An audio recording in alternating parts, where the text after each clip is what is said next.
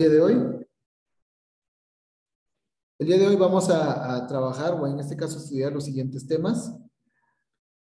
Y pues el día de hoy vamos a estudiar, vamos dándole seguimiento al tema de la hacienda pública.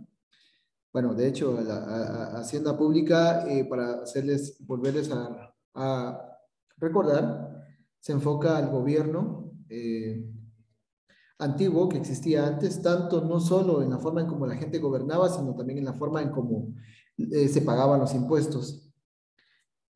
Ahora, la hacienda pública se le conoce como según la administración económica del Estado. Este va a ser su título principal. Hacienda pública según la administración económica del Estado. Anotemos el título, anotemos la fecha. Hoy tenemos 9.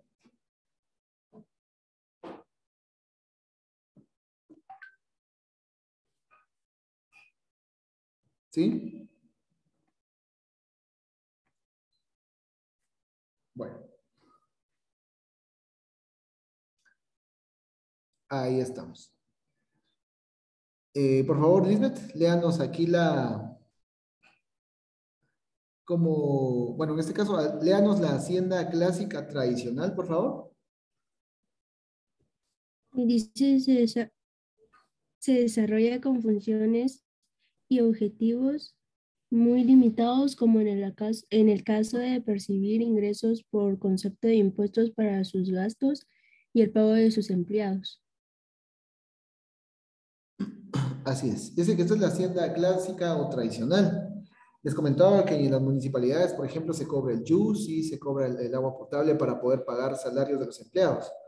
Por ejemplo, para quien le cobran, que es al cajero, ¿verdad? Al cajero, incluso las personas que se encargan de hacer las evaluaciones para el tema del JUSI, al director financiero, al tren de aseo, es decir, las personas que se dedican a realizar la limpieza. Esta es una hacienda clásica tradicional. Dice que los objetivos son muy limitados, como en el caso de percibir ingresos por concepto de impuestos para gastos y el pago de sus empleados. Veámoslo desde el punto de vista de una municipalidad. Esto es bastante común dentro de una municipalidad. Muy tarde, Astrid, demasiado tarde, estamos ingresando. Bueno, entonces vamos a leer ahorita esta otra. Léanoslo, por favor, Melissa. La siguiente dice Hacienda Pública Moderna o de Finanzas Públicas. Léanosla, por favor. El Estado, como garante y protector de los bienes, se responsabiliza de los gastos públicos que tienden a lograr el bienestar del pueblo, fundamentando su actividad hacendaria. ¿Qué dice? En el presupuesto general de ingresos y egresos del Estado. Así es. Entonces dice que la Hacienda Moderna o de Finanzas Públicas dice que el Estado, como garante y protector de los bienes, se responsabiliza de los gastos públicos, como tienden a lograr el bienestar del pueblo, fundamentado su actividad hacendaria. Bueno, fundamentado su actividad hacendaria, dice en el presupuesto general de ingresos y egresos del Estado. Presupuesto general. Creo que de esto ya hemos hablado también. El presupuesto general que año con año el Ministerio de Finanzas Públicas realiza. Entonces, como les comentaba, el Estado, en este caso, este tipo de hacienda ya va un poquito más allá. En la hacienda clásica o tradicional, explicamos que podría ahí atribuirse, por ejemplo, como la actividad que una municipalidad realiza. Mientras que en la moderna o de finanzas públicas, pues esto ya es un poquito más general. Dice que estos deben de garantizar y responsabilizarse por la asignación de gastos, ¿verdad? No van a asignar gastos que realmente no son tan necesarios para poder cubrir una obra pública, ¿verdad? Entonces, finanzas públicas debe de distribuir de forma inteligente y de forma prioritaria todos los gastos. Esto es en cuanto a la hacienda pública moderna o de finanzas públicas, ¿verdad? Bueno. Dándole seguimiento, dice que la hacienda pública según el marco institucional guatemalteco. Aquí estamos hablando de algo un poquito más adentrado a lo que es ya el país como tal. De hecho, los temas que vimos anteriormente son muy generales, ¿sí? Eso se aplicó en España, se aplicó en Sudamérica, se aplicó en Norteamérica y también en Centroamérica. Ahora hablemos un poquito de Guatemala y su historia en cuanto al tema de Hacienda Pública. Hacienda Pública según el marco institucional guatemalteco. Léanos ahí la época colonial, por favor. El primer párrafo y luego comienza con el segundo hacia donde termina el punto. Vamos, Astrid.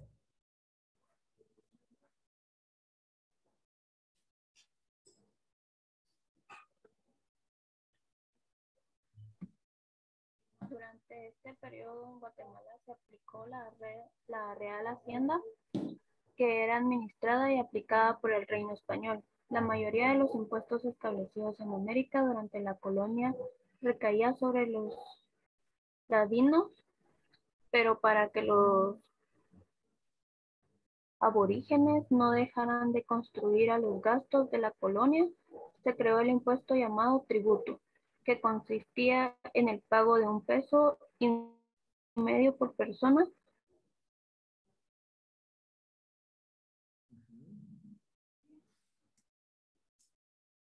Estaban obligados a este tributo todos los individuos de 18 a 50 años. En 1591 subió este impuesto a 2 pesos por persona, pero cuando había alguna calamidad se podía rebajar los impuestos y aún suprimirse siempre con aprobación de la corona. Bueno, gracias Astrid, creo que terminé de leer, no se preocupe, su señal. Durante este periodo en Guatemala dice que se aplicó la Real Hacienda, o sea que a este impuesto se le denominaba Real Hacienda para las personas comprendidas en las edades de entre 18 a 50 años. Entonces, estamos hablando de los años 1500. En esa época, imagínense, la moneda incluso nunca se imaginó que se le iba a denominar quetzal. La moneda funcional de Guatemala es el quetzal. En este caso, la moneda en esa época se le atribuían con el nombre de pesos. Dice que la mayoría de los impuestos establecidos en América durante la colonia recaía, dice, sobre los ladinos, pero para que los aborígenes se le podría denominar a las personas que vivían en esa época y que eran oriundas de América, ¿sí? Obviamente de aquellas personas que fueron conquistadas, a las que se les saquearon sus bienes, se les saquearon sus propiedades y etcétera. Es una historia bastante larga, pero entonces el objetivo era decir que los aborígenes no dejaran de contribuir a los gastos de la colonia. Se creó el impuesto llamado tributo, que consiste en el pago de $1.50 por persona. Estaban obligados a este tributo estas personas de entre 18 y 50. Y dice que este impuesto subió a 2 pesos por persona, pero cuando había alguna calamidad se podía rebajar. O sea que cuando había una situación difícil, incluso los impuestos iban a poder, bueno, se les perdonaba, por decirlo así, en no pagar cuando vivían en una situación bastante complicada. En este caso, al impuesto denominado Real Hacienda. ¿Sí? Ahora dice, existieron además otras formas de tributación, como los que se describen a continuación. O sea que en esa época, la forma en cómo se tributaba tenía un nombre. Estaba el mita, estaba el alcabala.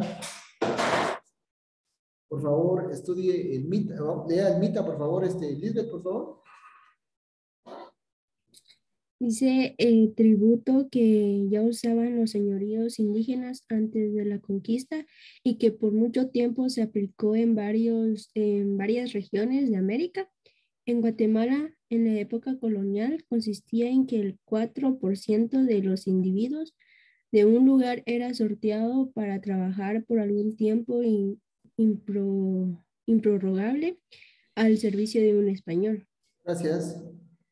Tributo que ya usaban los señoríos indígenas antes de la conquista y que por mucho tiempo se aplicó a varias regiones de América.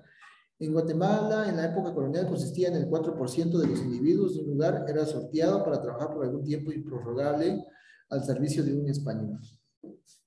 Bueno, la forma en como antes se tributaba era incluso a través de las personas mismas. Imagínense.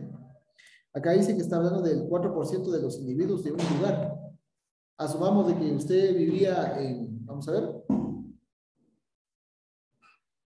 Hablemos de que hace ya mucho tiempo en Chichones, es una aldea allá en Santiago Zacatepeques, quizá tal vez hace ya mucho tiempo existían unas 40 personas ahí viviendo, obviamente ahorita creo que hay muchas más personas. Imaginemos de que habían 40 personas ahí viviendo, llegaban los españoles. Bueno, la forma de pago ya lo saben, o sea, como era conquista, había esclavismo, entonces incluso ellos se daban el lujo de cobrar un impuesto a través del esfuerzo de trabajo que las pobres personas mayas de esa época tenían que pagar ahí en ese lugar. ¿Y quiénes eran estas personas? Pues eran el 4% de las personas que habitaban dicho lugar. Asumemos de que fuese la aldea Chicholes. Bueno, ¿cuánto es el 4% de 40? Para que estemos acá, creo que es 4, ¿verdad? Ah, es 1.6. 4. Sí, eran dos personas, por decirlo así. Eran dos personas quienes eran obligadas a trabajar de una forma improrrogable, es decir, que iban a trabajar de manera ilimitada hasta cuando realmente el español así lo solicitase. Bueno, esta era entonces también una manera de poder pagar un impuesto. Bueno, vamos a trasladar la información, por favor.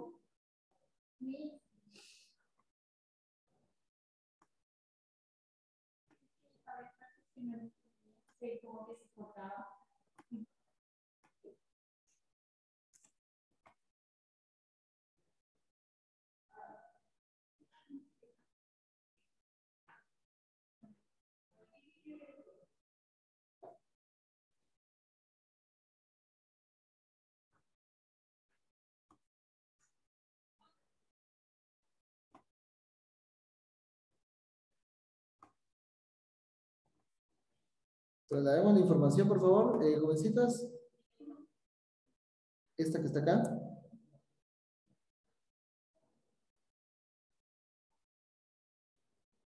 Por favor. Esta.